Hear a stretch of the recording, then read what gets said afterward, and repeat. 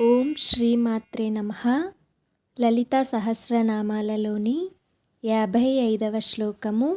మహాభోగ అంటే గొప్ప భోగమును పొందునది లేదా అనుభవించునది అని అర్థము. మహేశ్వర్య అంటే విలువ కట్టలేని ఐశ్వర్యమును ఇచ్చునది జగన్మాత అని అర్థము.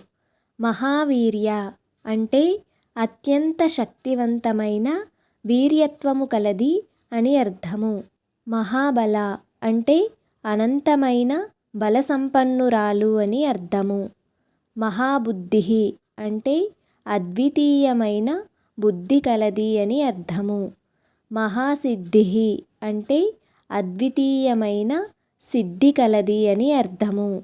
మహాయోగేశ్వరేశ్వరి అంటే గొప్ప యోగేశ్వరులైన వారికి కూడా ఈశ్వరి జగన్మాత లలితా త్రిపుర సుందరి అని అర్థము. తర్వాత వీడియోలో ఈ శ్లోకానికి మరింత అర్థాన్ని తెలుసుకుందాము.